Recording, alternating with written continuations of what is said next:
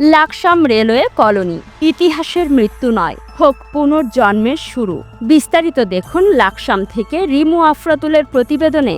বাংলাদেশের দক্ষিণ পূর্বাঞ্চলের অন্যতম প্রধান রেলওয়ে কেন্দ্র লাকসাম রেলওয়ে সংযোগ শুধু একটি স্টেশন নয়, এটি দেশের গুরুত্বপূর্ণ রেল যোগাযোগ কেন্দ্রবিন্দু। কুমিল্লা জেলার লাকসাম উপজেলায় অবস্থিত এই জংশন থেকে 4টি গুরুত্বপূর্ণ রেলপথ ঢাকা চট্টগ্রাম, লাকসাম চাঁদপুর, লাকসাম নোয়াখালী এবং লাকসাম সিলেট আখাউড়া হয়ে বিচ্ছিন্ন হয়েছে। প্রতিদিন এই স্টেশন দিয়ে চলাচল করে 20 জোড়া আন্তনগর ও মেল ট্রেন।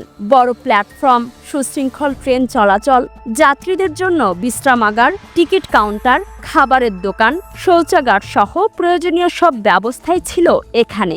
এই রেল জংশনের পাশেই গড়ে ওঠে লাকসাম রেলওয়ে কলোনি, যা মূলত বাংলাদেশ রেলওয়ের কর্মকর্তা ও কর্মচারীদের জন্য নির্মিত একটি আবাসিক এলাকা। এখানে ছিল সরকারি কোয়ার্টার, স্কুল, রেলওয়ে হাসপাতাল, বাজার, খেলাধুলার মাঠ এবং সংস্কৃতিমনা সমাজের এক উজ্জ্বল প্রতিচ্ছবি। সেই কলোনি ছিল পরিচ্ছন্ন, সুশৃঙ্খল এবং আত্মিক সামাজিক বন্ধনে গড়া বসতি। কিন্তু কালের পরিক্রমায় সবই এখন স্মৃতি। পরিকল্পিত উচ্ছেদ অভিযানের নামে ধ্বংস করা হয়েছে ঐতিহাসিক স্থাপনা, জীবনধারা ও গোছানো এক সমাজ ব্যবস্থা।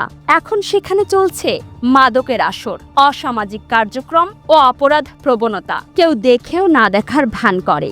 ধীরে ধীরে হারিয়ে যাচ্ছে একটি ঐতিহাসিক অধ্যায়। কয়েক বছর আগেও যেখানে একটি ভোরে জীবনমুখী কর্মব্যবস্থা ছিল, এখন সেখানে নেমে এসেছে নৈশব্দের ছায়া। সেই ক্লাব ঘর, যে ঘর ছিল সংস্কৃতি চর্চার কেন্দ্র, আজ তা পরিণত হয়েছে ভাঙাচোরা ভবনে। ক্লাব মাঠে আর নেই সেই কিশোরদের কোলাহল, নেই বিকেলের খেলাধুলার দৃশ্য। স্থানীয়দের অভিযোগ, উচ্ছেদের পর রেল কর্তৃপক্ষ ফিরে তাকায়নি কলোনির দিকে।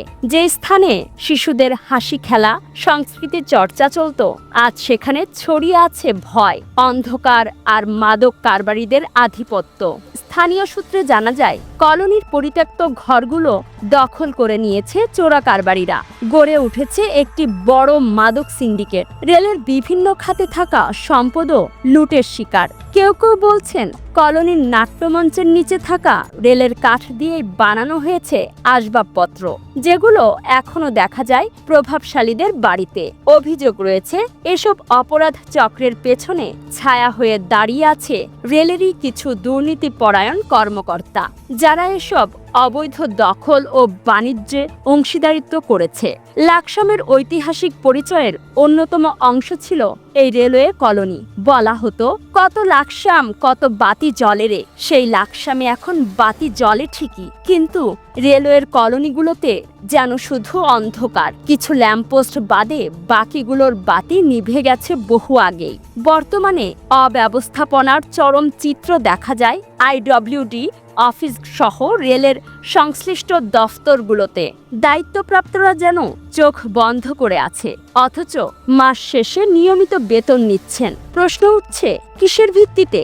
রেলওয়ে কলোনির বাসিন্দারা বলছেন, সময় এসেছে পুনরায় সেই কলোনিগুলোকে নতুনভাবে গড়ে তোলার। পরিকল্পনা, রাজনৈতিক সদিচ্ছা ও প্রশাসনিক উদ্যোগ থাকলে আজও পুনর্জীবন সম্ভব। এই কলোনিগুলো যদি আবার সচল হয়, তাহলে সমাজ বদলাবে, নতুন প্রজন্ম পাবে একটি সুন্দর বিকাশের পরিবেশ।